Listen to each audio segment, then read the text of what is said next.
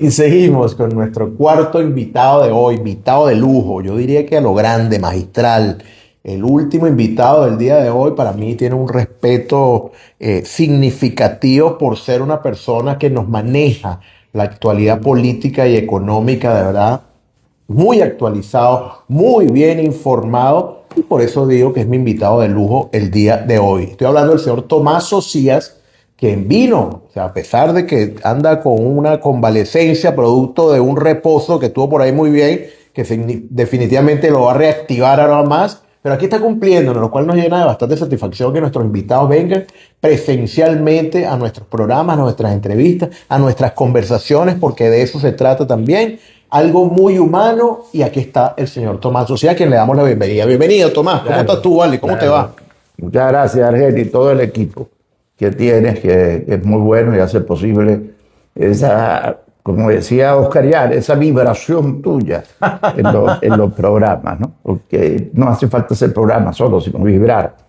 Y entonces, claro, con esas presentaciones, yo le quiero decir a todos los que me están oyendo, sencillamente, que para trabajar la realidad, ahí me tocó, mejor dicho, trabajar la realidad en la vida, de este tipo de realidad. ¿Qué es lo que está pasando ahora? Lo que pasa dentro de unos segundos es no sabemos. Aquí y ahora me costó muchísimo. Yo creo que a muchas personas les cuesta, ¿no? Incluso hablar inmediato de las cosas. Y eso me llevó a que unos informes que yo hacía y unas explicaciones y gráficos y encuestas no tuvieran vigencia. Prácticamente ante más de 100 informes hoy de muchas páginas que hay. Y entonces los presidentes de las empresas y los embajadores sobre todo me dijeron es necesario algo que dé la foto, y me dijeron la palabra foto del momento, sin opinar, o sea, la foto y sin opinar, eso es lo que vamos a hacer hoy, la foto sin opinar. Pero había dos cosas, ¿qué tiene información? ¿De dónde se saca la información en Venezuela? Porque en esa época no se daba información. Entonces me tocaron dos cosas, la responsabilidad de haber estado de ministro en una oportunidad me abrió mucho las puertas con los ministros de hace unos años. Entonces yo fui a pedir información diciéndole, ustedes van a salir de ministro y van a necesitar pedir favores. Y me han dado muy buena información. Pero el otro punto era Estados Unidos, porque Venezuela no se puede hace meses hablar de ella sin saber lo que está pasando en Washington. Y la ida para allá reiterada por dos hijos que tengo y un embajador de Estados Unidos aquí, hoy se puede decir, primicia para ti, porque antes no era fácil decir esto. Un embajador me llevó alrededor de Washington, creyendo yo, cubierto todos mis gastos y todo, ¿no? Simplemente, y me dijo que repitiera lo que la foto me daba en ese momento, que era, no hay cambio de gobierno en Venezuela, no es posible un cambio de gobierno, no es posible una explosión social en el país y no hay crisis militar. Y eso lo tuve que repetir en el centro de Washington, exponiéndome, porque sectores de la oposición, y lo puedo decir contigo de una manera muy clara, sectores de la oposición que habían hecho de su carrera política casi escenario, iban para allá y les decían que las cosas iban a modificar en unos meses con una sublevación militar o con una revuelta social. Y recibían, los alojaban, pagaban todos los gastos y pedían algo para su trabajo. O sea que su trabajo lamentablemente, y no critico esa parte porque es una profesión para ser político hoy en día, todos los gastos que tienen las personas, pero se desenfocaron en la realidad. Así que contigo foto del momento para tratar de darle a todo ese país que te oye en una audiencia grandísima que tú tienes y en tu lenguaje y en tu vibración, darle la foto del momento que lo saque un poco de esas redes sociales que a veces distorsiona. Distorsiona completamente, sobre todo cuando no es fidedigna, de fuentes confiables. Tomás, antes de entrar en materia, danos una breve reseña. Sé que es muy amplia tu experiencia, tu background, tu currículo, pero el señor aquí presente, mi invitado, ministro de Estado, fue ministro de Industria y Comercio, en aquel momento se llamaba Fomento, pero ya eso pasó y es lo que decimos hoy un ministro de Industria y Comercio, bajo la presidencia de quién, por favor recuérdanos eso. Tú mismo me que además está pendiente una cosa que se llama los tomatazos. De Que Tomás. Argenis ha creído, porque fíjense, después que terminemos este programa, escríbenos, tú tienes tus redes ahí, la mía es @TomásOcías_oficial, Oficial. ¿no? Escríbanme por ahí para decir lo que están de acuerdo, porque estamos pensando periódicamente con algo que se llame los tomatazos, que es estas fotos, pero dadas en dos líneas, Por ejemplo, la foto más impresionante de Estados Unidos hoy, en estos momentos con Venezuela, es que Estados Unidos tuvo que mover los últimos días muchas cosas y vino todo el proceso de diálogo que se estableció, pero hubo que mover. Las cosas Trump estaba muy tranquilo con el petróleo, bueno, eso es un tomatazo, bien dicho. Y el otro tomatazo es interesante porque la reunión con la presidenta encargada, igual que el tema económico que lo vamos a hablar, con la presidenta de la Asamblea del 15. Y después del ahorro energético, aquí seguimos con nuestro amigo Tomás Ocía. Sí. Te quedaste en los tomatazos de Entonces, Tomás. ¿y qué pasó? ¿Qué pasó con Venezuela para que hubiera existido una reunión donde, fíjense bien, se sentó el presidente de la Asamblea y se sentó la actual y se sentó la expresidenta de la Asamblea del 15 que tenía juicios abiertos en el país? Cierto. ¿Qué pasó? Eso no fue así bueno, eso lo van a ver en los tomatazos. Mientras tanto lo vamos a ver aquí. Pero de eso se trata los ¿Tú tomatazos. fuiste ministro con qué presidente?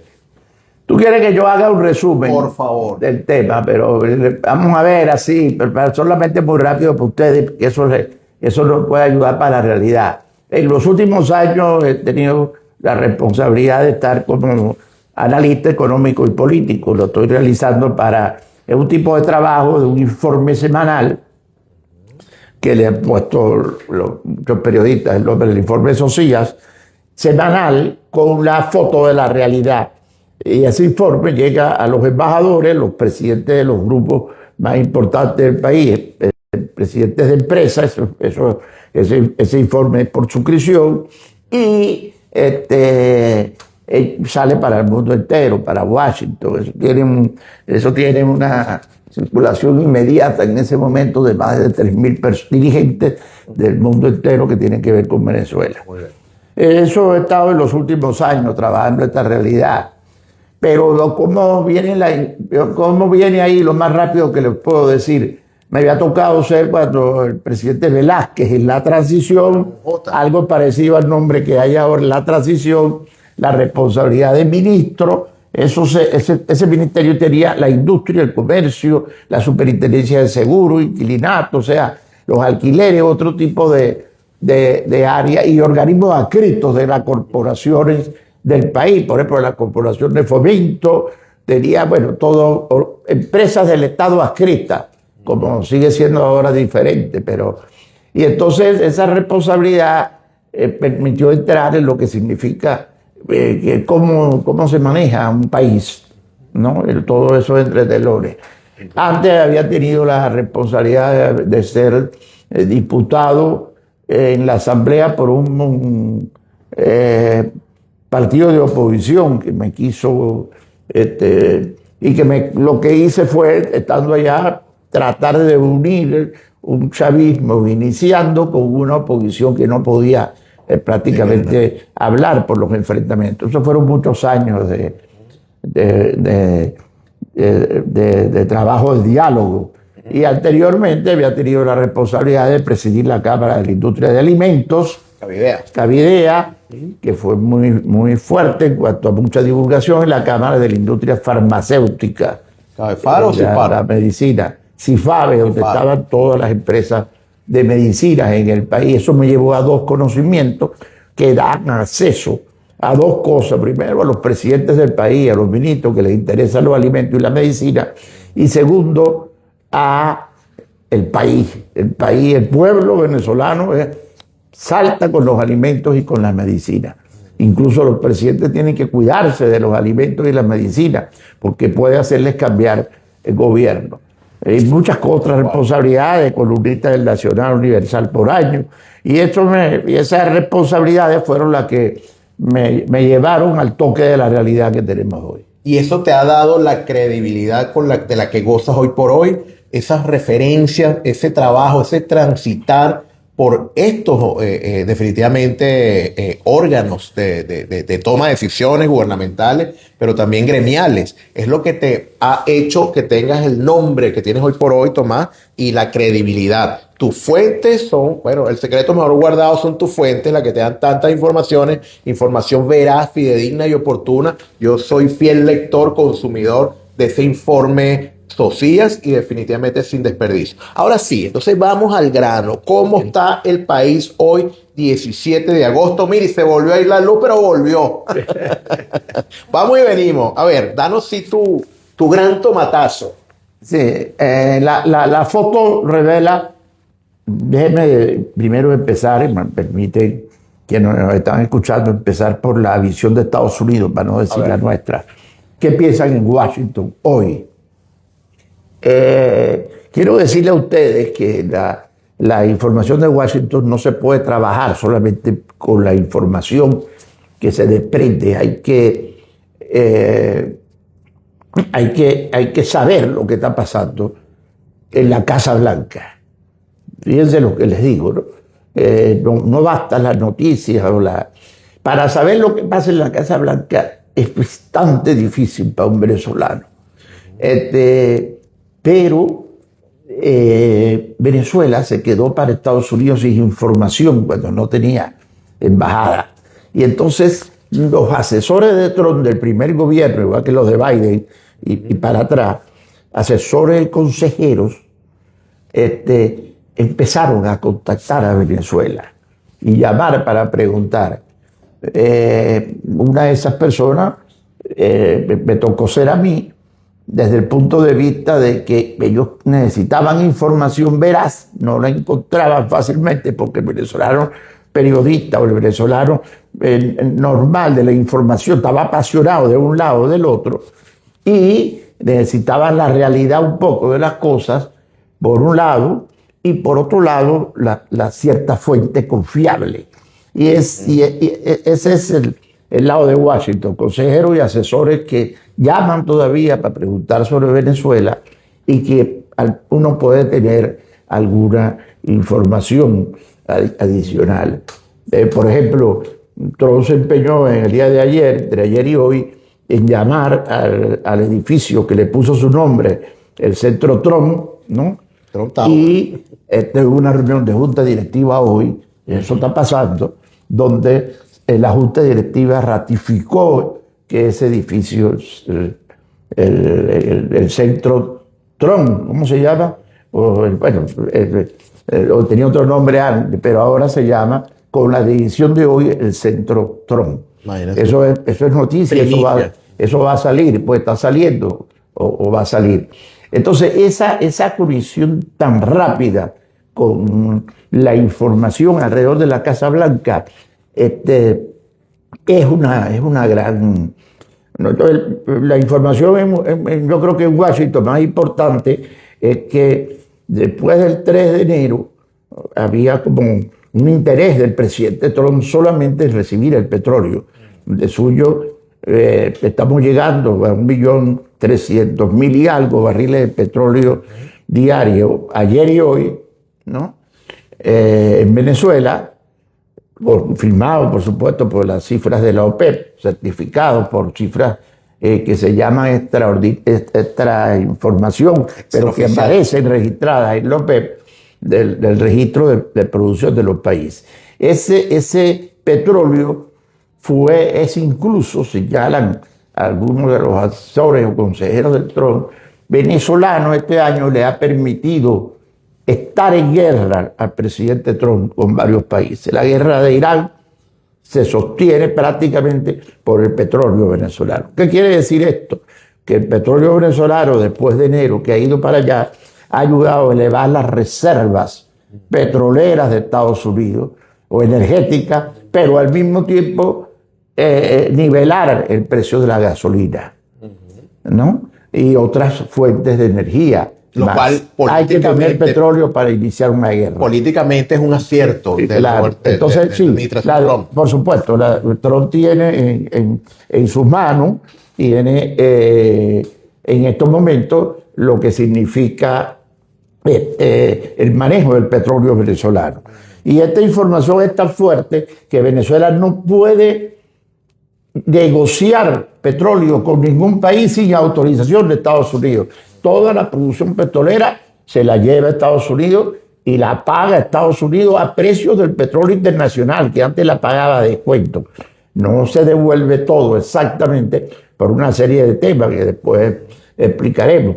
Pero esos ingresos del petróleo a Venezuela le significan para el día de hoy 2.500 millones de dólares de ingresos en el mes de agosto, o sea, para finales del mes. Entonces esto le ha dado unos beneficios a Trump, el presidente Trump, de importancia. Hay quienes señalan que las guerras últimas han sido posibles por el aumento de las reservas de petróleo y energía de Estados Unidos, con la cual hubo más fortaleza para seguir la guerra de Irán. Entonces, eso es, digamos, ese escenario de Washington, sí, de qué va a pasar con la guerra de Irán. Ya él prometió bombardear a Irán para compartir la información, pero bombardear Irán también significa riesgo cuando tienen las elecciones de senadores y representantes para el mes de noviembre. Midterm, a ver. Está pensándose todavía. ¿Qué va a pasar ahí? ¿Cuáles son los escenarios posibles y cuál es la consecuencia para Venezuela? Sí, indudablemente, porque siguiendo allá con la información, Trump debe de estar pegado en estos momentos en cuanto al triunfo o la derrota de los representantes en la Cámara de Representantes. Y el Senado, los senadores lo ganaría otra vez. Fíjense lo delicado del tema de los representantes. Si los representantes, los diputados representantes, los representantes de todos los estados llegan a ser mayoría para los demócratas, el presidente Trump empieza en la unión de los representantes con los senadores, en el Senado de Estados Unidos, donde se pasan las decisiones, puede tener unas dificultades. Le digo cuáles son las dificultades. Ser rechazado muchísimas de sus propuestas o incluso iniciar su proceso de impeachment, que es de renuncia del presidente por cualquier razón. Así que es delicadísimo las elecciones de noviembre. Sí. Y hay quienes señalan en Venezuela que la estructura de gobierno actual, que evidentemente es tutelada por Estados Unidos, cualquiera que sea la palabra, aunque no vamos a utilizar esa, se ha alargado en muchas decisiones, esperando también cierta fortaleza o no de estas elecciones. Entonces tiene una conexión muy grande. Muy bien. Diálogo, estamos en un proceso de diálogo, definitivamente lo mencionaste, se reactivó la Asamblea 2015 con el gobierno a esta hora presidido por la presidenta encargada, Delcy Rodríguez, y al parecer está dando buenos resultados. ¿Cuál es tu balance? ¿Okay? Sí, internamente había muchas presiones de Estados Unidos sobre la presidenta encargada. La presidenta encargada, como Estados Unidos, el presidente Trump tuvo un triunfo, señalan en Estados Unidos, el 3 de enero, tiene una fuerza importante en Venezuela en estos momentos. Tómalo como ustedes quieran.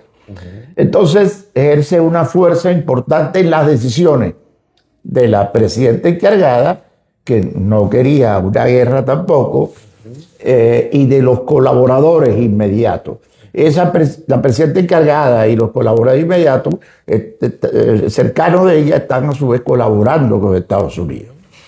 ¿Qué quiere decir esto? Esto quiere decir, en términos prácticos e importantes, que era necesario acelerar el proceso político. El económico iba con el petróleo, ahora viene incluso empresas americanas para la energía y debe empezar a mejorar a partir del mes de octubre, aunque sea 15% hasta diciembre. Después hablamos de eso.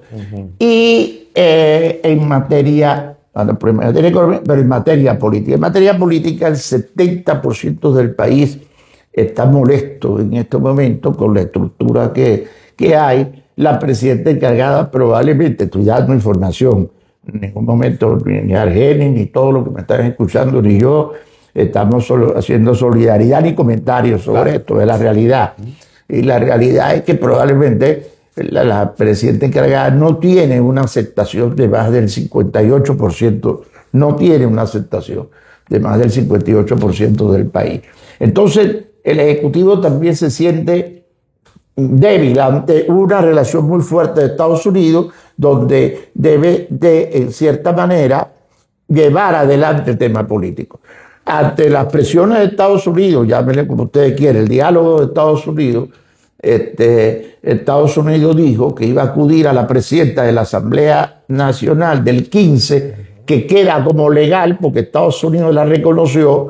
Igual pasó con la persona de Guaidó, pero ese liderazgo del presidente encargado se diluyó mucho, incluso en la aceptación de Venezuela. Sí quedó la Asamblea Nacional del 15, acude a algo que ellos han reconocido, que es la legalidad, la presidenta de la Asamblea del 15, y lo difícil era hablar con el Ejecutivo aquí para que se produjera el diálogo. Hablaron con la presidenta encargada, quien dio las instrucciones, y se produce algo inexplicable en la vida política del país. Se sienta la presidenta de la Asamblea Nacional del 15 junto al presidente actual de la Asamblea Nacional. Ese hecho es el hecho más grande que ha ocurrido después del 3 de enero. Sí, sí. Ojo. Políticamente. Y económicamente. ¿Por qué económicamente? Ahora después regresamos. Pero ellos deciden empezar por un comunicado que hicieron, y no me meto en los detalles, sino el fondo. La idea es acelerar decisiones políticas y económicas. Por ejemplo, Venezuela ha crecido en materia económica con el petróleo y varias cosas más, pero el pueblo no está recibiendo los beneficios. El venezolano de a pie no tiene sueldo mínimo y está recibiendo los beneficios de todo eso que empezamos a hablar desde que empezó el programa. Entonces hay que entrarle a un tema que no es el tema político, que es el tema económico del país, sin el cual ese venezolano de a pie, que pesa muchísimo en aceptar o no un gobierno que tenga y que puede traer problemas, ese venezolano de a pie que no tiene sueldo mínimo y que está molesto, también necesita una serie de medidas económicas. Y eso primero empiezan por ciertos acuerdos políticos, como el que ustedes hoy vieron, no lo voy a repetir, sí. Y ahora tiene que ver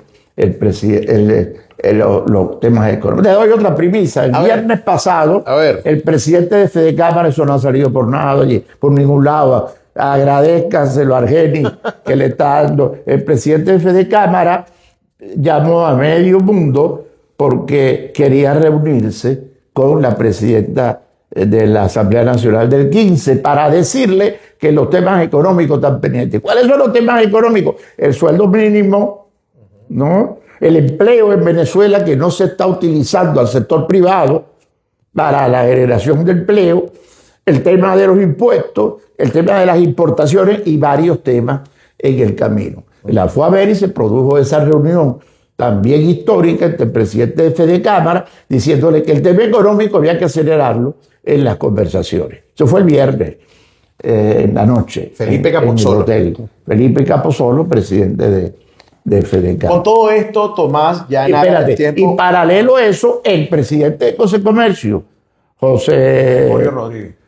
Gregorio Rodríguez, había pedido, sin estar hablando en general, sino concreto, había pedido 5 medidas concretas a la presidenta encargada, y una sola que todavía no ha tenido respuesta. Las empresas, las fábricas del país y el comercio y los servicios piden saber a qué horas se le va a cortar la luz.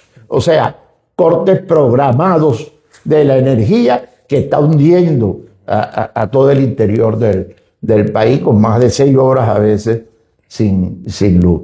Bueno, esa petición de los dos presidentes, digamos, de que el tema económico hay que sentarlo en la mesa, va a llevar en las próximas reuniones a que el tema económico se ponga otra vez sobre la mesa. Como debería ser, que es lo que esperamos, no como empresarios, claro, no como comerciantes, sino más bien exacto, como ciudadanos, porque como bien dice, todavía no hemos visto el impacto de la renta petrolera, los petrodólares, como decía en tus tiempos, para la común de la población. Bueno, en tu tiempo también, porque los dos somos jóvenes, digamos, somos dos personas de un nuevo proceso del país. Y estoy viendo antiguos dirigentes políticos, económicos, sociales, volviendo a la palestra. Definitivamente hay que volver a las buenas prácticas. Aquello que se detuvo, tal vez es la hora de oro de retomarlo. Y ya concluyendo, Tomás... Pero espérate, como tú me preguntaste cómo estaba la situación en Venezuela, te dije algo de Washington, déjame decirte algo de aquí. A ver. Aquí, y le di varios datos al pueblo venezolano que nos está escuchando, vea los tomatazos que Argenis los está creando de Tomás, vea en los tomatazos, el tema económico es el que tiene angustiado a la presidenta encargada y al Ejecutivo Nacional porque no se le ha podido dar respuesta. No nos metamos en ese detalle porque no tenemos tiempo, hay que hacer un sueldo básico, hay que reducir la administración pública para hacer un sueldo básico, porque el gobierno no tiene dinero, hay 60 y pico de ministerios, la administración pública hay que reducirla y además de eso hay más de 1000 empresas del Estado, de las cuales el 80% no da beneficio. Todo ese aparataje hay que reducirlo para poder crear. ¿Cómo lo vamos a hacer? Vea los tomatazos de Tomás o el programa de Argenis en los próximos días. Para concluir con broche de oro, Tomás, ¿eres optimista? ¿Tú te alineas con esa famosa frase de Teodoro Pekov, estamos mal pero vamos bien?